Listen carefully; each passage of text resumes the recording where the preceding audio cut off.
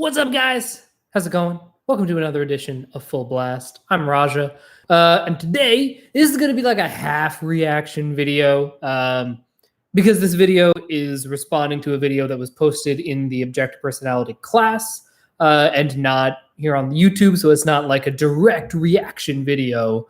But I found it very interesting. I want to talk about it.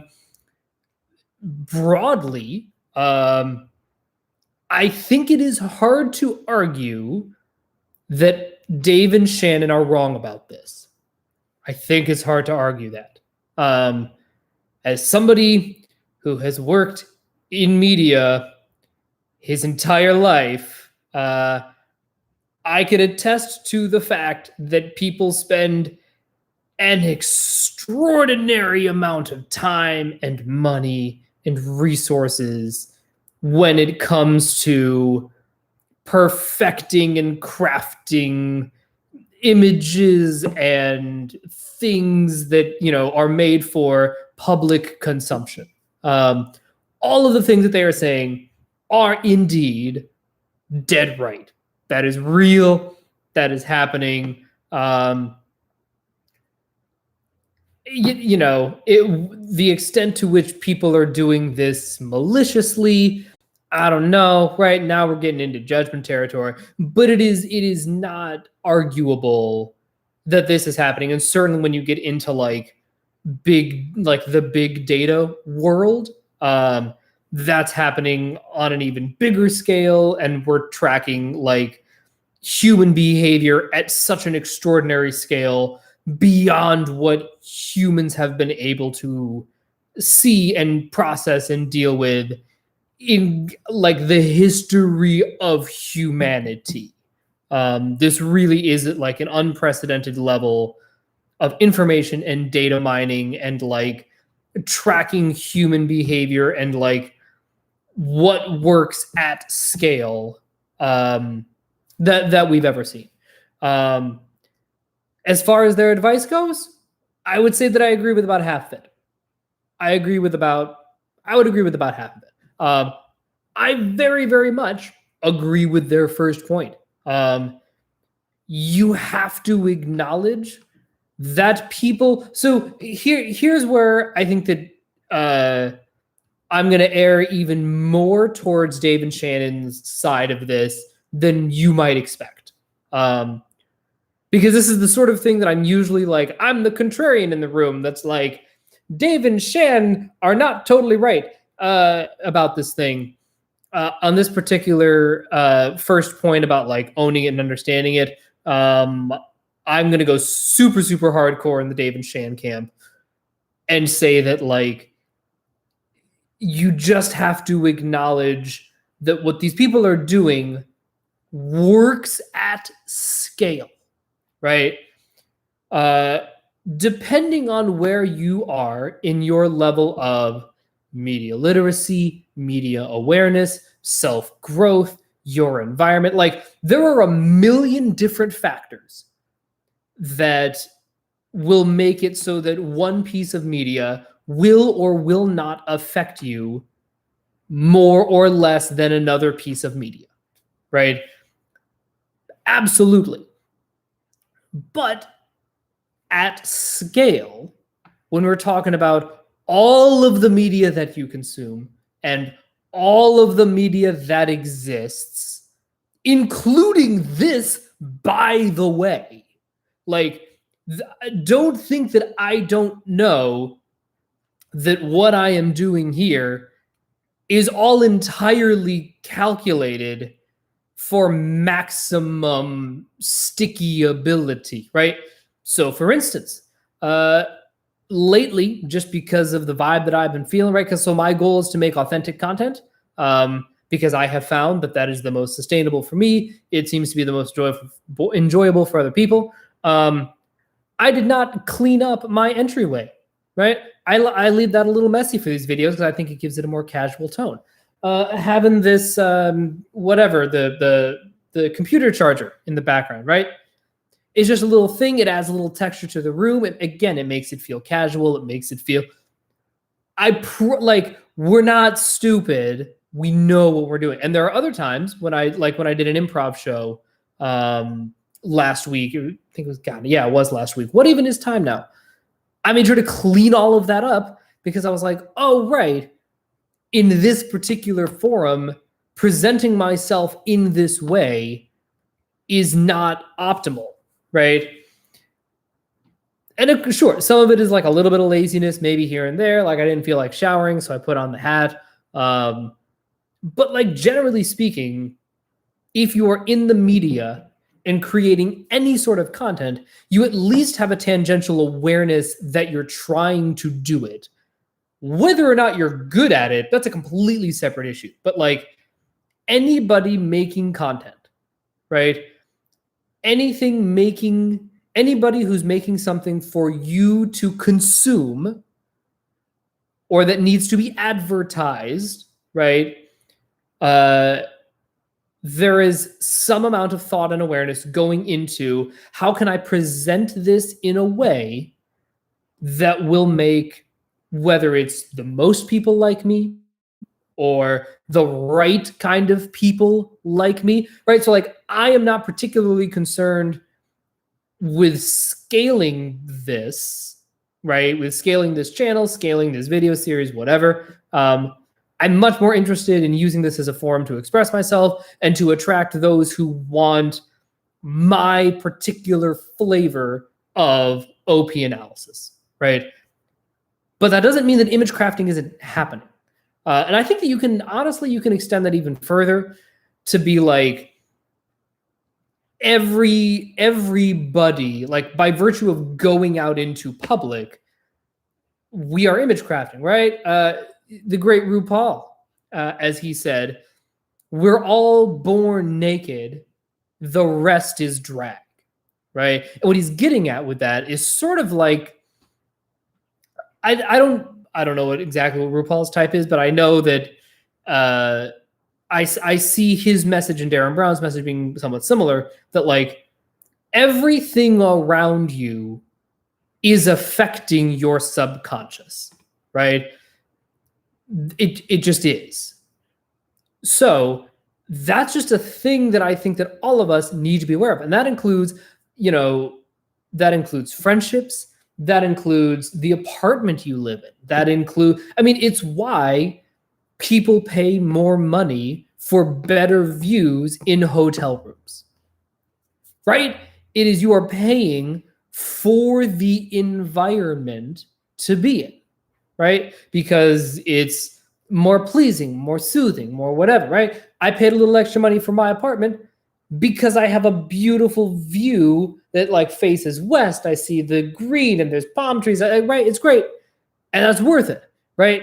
And I am aware that I am paying extra money and giving extra time and attention, whatever, in the beginning for a better environment. And that was deliberate, that was calculated. I ran the number. I was like, yeah, no, this is worth it. Okay. And I think that that's a really important thing to be able to do. And I think it's a really important thing to be able to recognize, not just in the media that we consume. And this is where I think Dave and Shannon really hit the nail on the head with like recognizing that everybody is at a different point when it comes to self-growth and media literacy. We again, just by virtue of the fact that we are all different human beings, right? So recognizing that depending on who you surround yourself with and how much you choose to take on of other people, and it's weird, this also sort of funnels into their other video about like getting caught up in tribe drama. Like, so if I have a friend who's really into reading, InStyle magazine, that's going to color their perception of the world and of what, is valuable, what's happening right now, just what their brain is doing, right?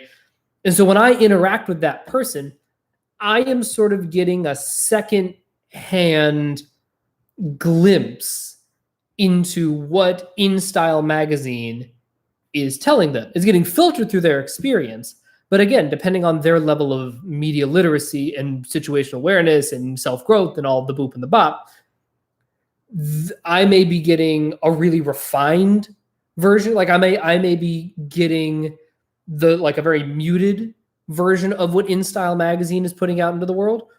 If the person I'm talking to is really good at partitioning the good from the bad, or I may be getting a really unfiltered version of it if they're not so good at partitioning the good from the bad, right? Which is why I'm not saying you have to go like full sociopath, but be really cognizant of not only the people in your life, but like what the people in your life are downloading and consuming. One of the biggest reasons that I had to get away from the arts community, musical theater community, New York in general, was that it was such a hotbed of media, and it was just constantly inundated that there was nowhere to go that you weren't bombarded with a message, with some media consumption thing actively vying for your attention. And the people that you're around, if they don't know how to turn that off, and they don't know how to at least try to partition that, they're going to be getting bombarded with that too. And one of the big spirals that I fell into was like, so the internet in general and I, we have a very tenuous relationship. It's fine. We are starting to come to an understanding about how to use each other in an effective and productive way, right? I give the internet a little bit of my time and attention. The internet gives me things in return. We're trying to skew that balance to make it a little more even, a little bit more, I talked previously in these videos about like digital detox, whatever, going back to like how I felt in 2006. 2006 was like a really magical year. It was a hard year for me in a lot of ways, but it was a pretty magical year, especially like late 2006 into 2007. Like again, it was hard for a lot of reasons just because I was in my early 20s and holy fuck.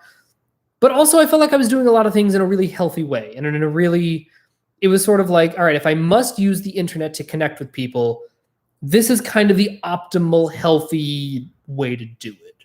Cool. Bob Bet. And, but then it just got to the point where like I was so enmeshed in internet culture, which meant that I was getting a really raw and unfiltered like I was having to do all of the filtering myself. And I was around people who were trying to do the same thing, and we were all just trying to filter all of the information that existed ourselves, and we were running ourselves into the ground, right? So sort of my point too is like being aware of the energy from other people that you let into your life is just as important to be cognizant of as the media, because they're informed by the media too. I don't talk to a lot of people who spend a lot of time on the internet anymore. I just don't. I don't spend a lot of time around activists anymore, which is a weird thing for me to say, but it's because the activist community that at least I was a part of and that I have seen at least be the biggest clump of the activist community doesn't have that filter yet. Like it just hasn't collectively learned how to take in some information and not take in other information. And, we haven't gotten there yet. And I'm like, I can't be getting if I'm trying to partition myself from all of this extraordinarily important, but emotionally charged rhetoric, but I'm talking to people who aren't filtering that for me and who don't have the ability to filter that and aren't taking the steps that I'm taking, it's just like I'm getting the unfiltered version of that. That's why I've unfollowed everybody on Facebook, pretty much. I follow, weirdly, I follow a lot of religious people, which, again, not sure how that organically happened. But though they're the ones who tend to be like, maybe it's just like the Midwestern Catholic thing, because I went to school in the Midwest and I know a lot of Catholics. There are a lot of Catholics in the Midwest. and Protestant. They're very religious in the Midwest. But it's like, that's what I want to program myself with. Like, that's what I want to see in the world, right? If I only have so much time and attention, what am I going to focus that time and attention on, right? And for me, one thing that I'm really interested in, and I've said this before many times, all I care about when I log on to Facebook, the only thing that I give a shit about at all, I want to see pictures of your kids. I want to see pictures of your weddings and your engagements. I want to see pictures of your dog. I want to see pictures of pretty scenery. And I want to see pictures of your food. That's it. That is all that I care about. And if that is an 80% of your feed or 90% of your feed, you get unfollowed, no questions. I don't need memes. I don't need news. Fuck it. I don't have the bandwidth. I don't have the bandwidth. And if somebody who predominantly posts pictures of the food that they eat and, their record at in their curling league or their squash league at their gym, I love that shit. That's what I like. I want to program myself with hearing about the kinds of things that I would hear about if I were to see this person, if this person were my neighbor. And I'm watering the lawn in the morning and I say, "Oh, hey, Ben, how's it going? Oh, hey, Roger, how you doing?" I said, "Oh, you look a little tired today." He's like, "Yeah, I got my ass kicked in squash last night." "Ah, that's too bad, man. You'll get him next time." Like, that interaction, great, fantastic, perfect. And I'm trying to replicate in my digital life only things that I would get without a digital connection, right? That's what I'm really going for.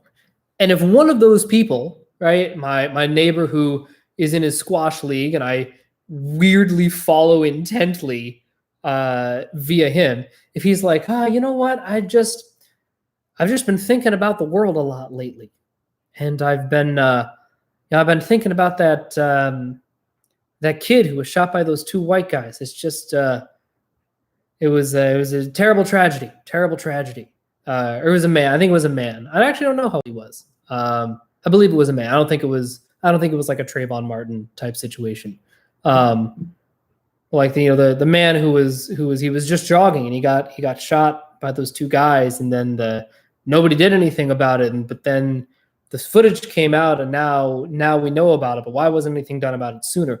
If he says that, I'm all ears, because I know that's not his baseline, and I know that it must be really important if it got to him, right?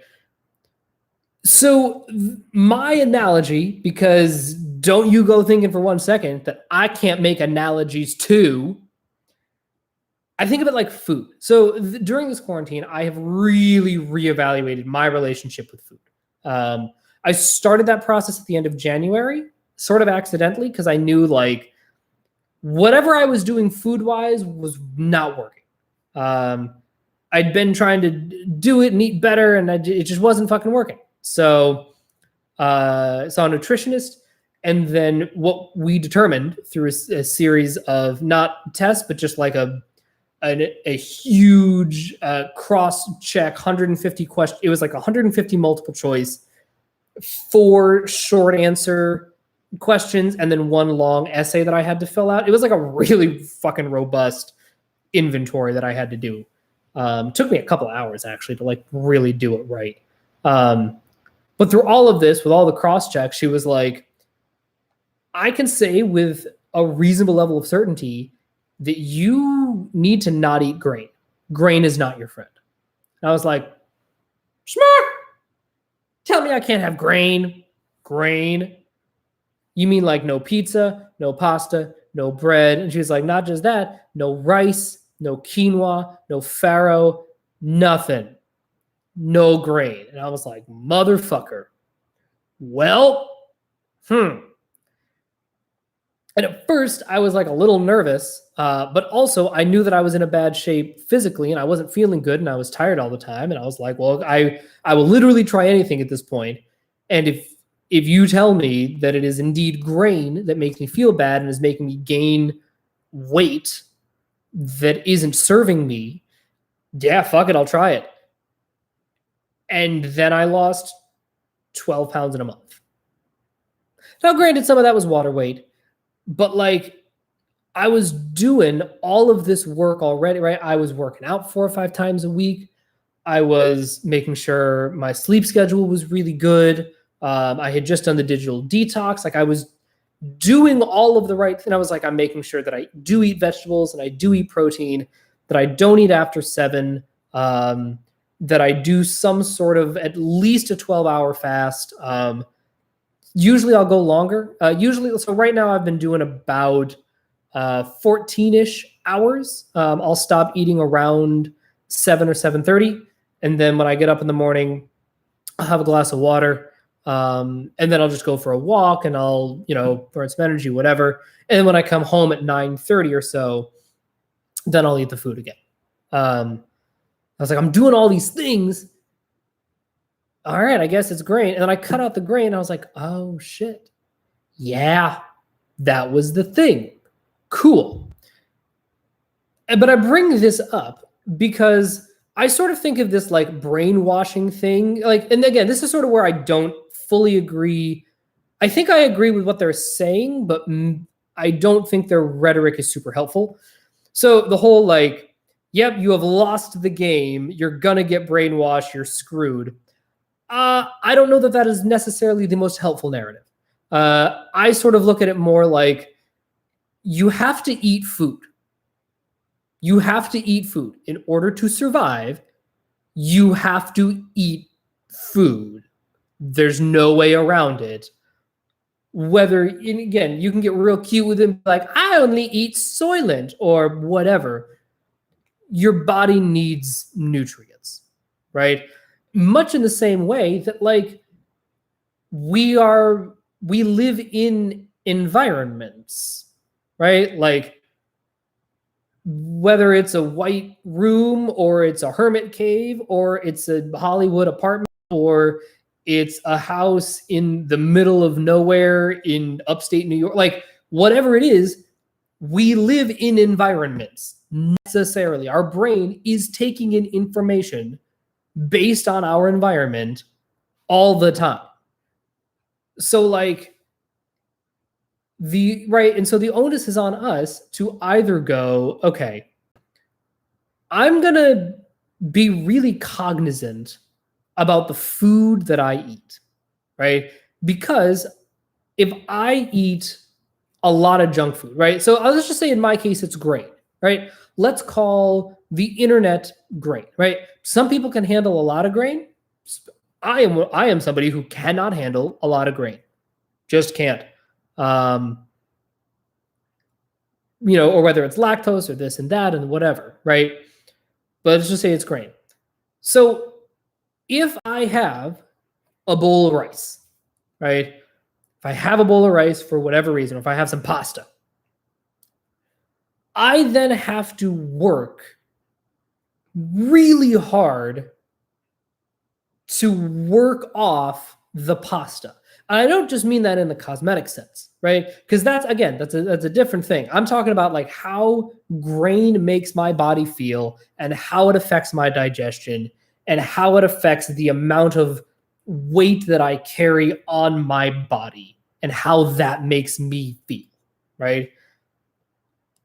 If I have this thing, I have to put in more effort to work it off, right? If I gorge myself on birthday cake, then I have to balance that with either exercise or eat protein or whatever on the back end, right? Or how about this? To make a drinking analogy, I lost a bunch of weight when I stopped drinking, not just from the calories, right? Like obviously beer has a lot of calories, duh.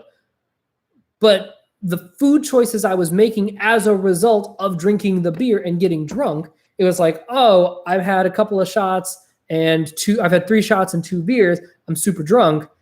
Let's go get pizza. Let's get a Chipotle burrito to soak up all the alcohol so I don't feel as bad. And then the next day I feel bad and I'm like, oh no, more, right? So once I stopped drinking, I stopped eating shitty food late at night. Right? And I think the same is true for this brainwashing thing. If you're really deliberate about what it is that you consume, because you have to consume something, right? We exist in environments. We have to do things like interact with other people or deliberately not interact with them, right? Like everything we are doing can be a mindful choice, right? And so it's really important, much in the same way that as soon as I stop drinking and I know that I stop eating the junk food, or I know that if I don't eat a bowl of pasta, if that's not really going to serve me, right, then I don't have to work it off later, right? So, and look, that's not to say that I never eat pasta, but I know now. So like the other day, I really want a pizza. I've been watching The Sopranos. I wanted some pizza. So I got a frozen pizza and I cooked up the frozen pizza. It had been a while since I've had like a lot of grain. And I was like, you know what? Let me try this again. Let me see if something has changed. Nothing had changed. The mozzarella was great. The tomatoes were fantastic. The sauce was amazing. And the bread crust just fucking wrecked me. Like, oh my God, I couldn't do it, right? And I knew that, and I was like, you know what? I'm gonna make this choice that I'm pretty sure is unhealthy, but like I'm making a short-term decision. And I think I'm gonna pay for it, but I need to test. And now I'm like, you know what? It's never worth it. No, I'm off it. I'm fucking off it. So I can have like cauliflower crust pizza, even though that has a little bit of the rice starch, whatever in it. That is fine. That doesn't hurt me. Yeah, we are what we eat 100%. And that's true for, again, media, true for our environment. One thing that I'm just looking around my room, like my room is not magically set up yet. Like when I make a squajillion bajillion dollars, I'm calling Bobby Burke.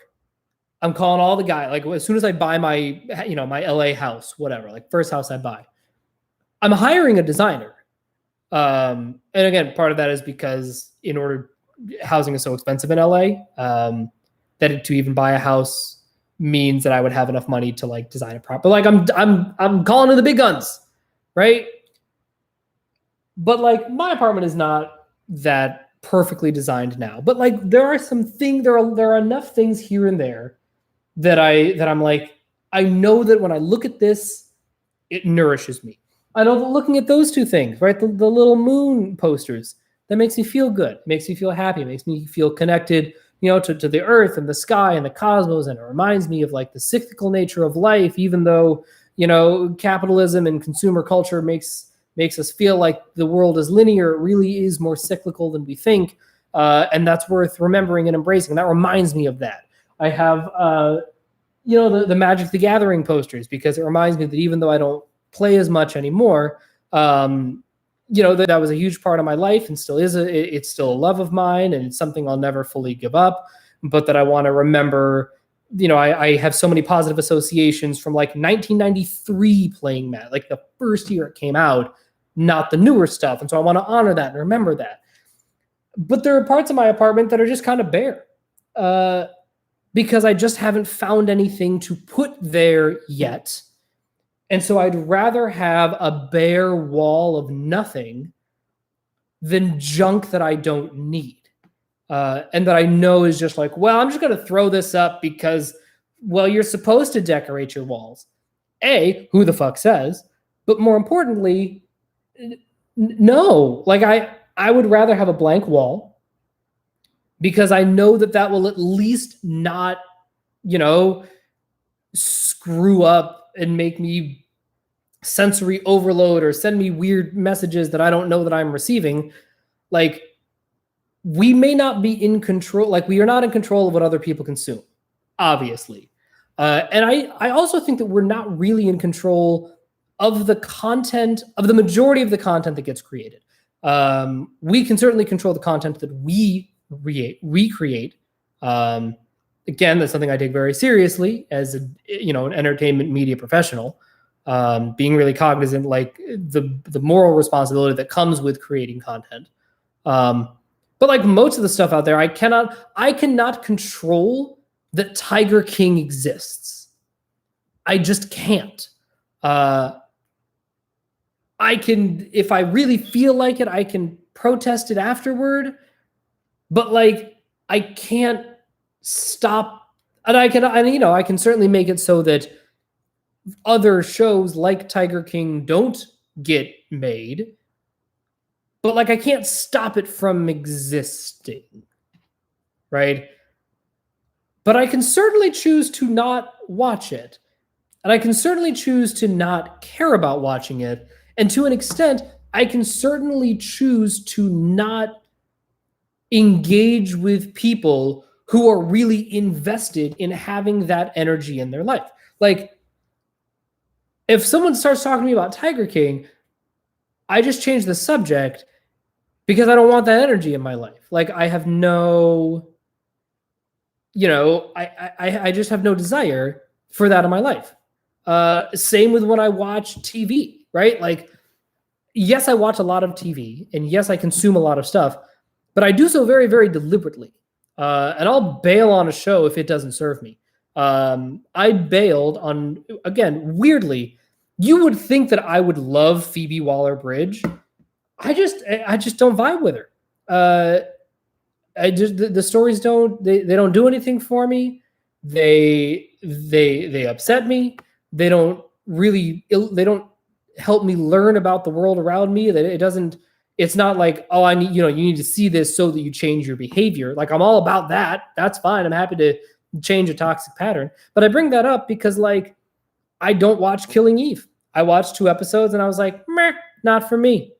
Ditch it. Same with Fleabag. I watched the whole first season because, again, they're really short. It was about 3 hours worth of time. And I watched the first season and I was like, wow, I do not need to watch the second season. I'm good. I have no desire to continue on this journey. It doesn't serve me. And I think that's totally fine. I think it's really important that all of us be cognizant of the media that we consume and of all of just our environment, and being, just aware of all of the little things in your environment. And of course, like, don't start by trying to look at every little detail. Oh my God. And maybe this is just like my lead N being like, no sensory chaos. But like, start with the big things. Like, I know now that I get really antsy when my apartment is like, if I have a bunch of dishes piled up in the sink, or if I have like glasses laying around, or if I have some like napkins here and some paper plates there and some, schmutz here and there, I get really antsy. So, and I've learned at this point, like, Raja, you're feeling agitated. Maybe look around the fucking room and see how dirty it is. Oh, yes. You can, cleaning your apartment a little bit is going to make you feel better because your subconscious is picking up on all of the chaos in your environment, right? And then miraculously, I feel better. Well, okay, so, and again, part of that is the like, I completed a task. Hooray, check the box. But another part is just me understanding that my environment affects me and affects my subconscious and affects how I see the world. But like, I don't know. It's something that works, right? And it's something that I think that in varying degrees, we all can and should be aware of, is this idea of like, we have, and again, this is again where I maybe don't agree with Dave and Shannon as much. Maybe I do. I don't know. It at least was not the vibe I got from the video. It is possible that we are on the same page, and I think there's actually a really good chance that we are on the same page, given this similarity in size of our data sets and observations. Like, we have an extraordinary amount of control when it comes to what we consume. It's really easy to think that we don't. It's really easy to think that no matter where you go, you're always going to get bombarded and you have to block everything out and it's all terrible and you're being brainwashed and there's no free will. I just don't think that's true. That has not been my experience. That has not been the experience of many that I am around. I think that, again, definition of terms, right? Like, I think we are unambiguously affected by our environment. But I think that I'll tell you what, I'll even give the benefit of the doubt and say that relative to the things in our environment,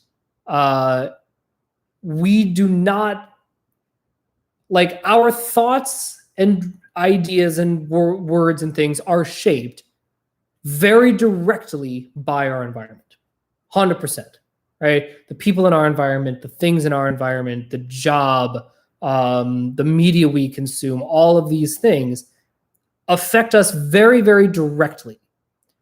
But I think that we have a lot more agency than we may realize when it comes to what we put into ourselves and what we choose to surround ourselves with. And it has nothing to do with money necessarily, and has yes, obviously money is part of it. Like, those posters cost money, right? Like, I had to spend money to buy them to get the benefit. I have a little pretty orchid plant next to my TV, and she makes me happy. And there's a little butterfly stick, thing on it. It makes me happy. It's very pretty. That also cost money, right? Like, so I get that there is that, like, that is a layer to it. But I think that there is a lot that you can do simply by just reducing your intake, right? Reducing your caloric media intake, right? If your goal, like, again, to bring it back to the food, and I'll sort of end with this, let's say that my optimal number of calories is not 2,000 calories a day. Let's say that my optimal for my body is 1,800, right? So if I'm trying to lose weight, doing what is expected of me as a default is already not creating, it's creating a caloric surplus, right? So I just to be at a baseline, I have to scale it back a little bit from what is dietary recommended, whatever, just to get to my 1,800. Okay, great. Now, if I'm trying to create a caloric deficit, if I'm trying to lose weight, now I have to net 1,500 calories, which can either be accomplished by just reducing the amount of calories I consume, or keeping the calories the same and burning 300 calories through exercise. Yes, I know it is more complicated than that. Yes, I know that calories in, calories out is baseline good, but there's more layers to it. I recognize this. It's just an analogy. Play along. Right? But like, I need to create that caloric deficit somehow if I'm trying to lose weight, right? And I think it's the same with media. Step one, start with, what can I reduce here and there?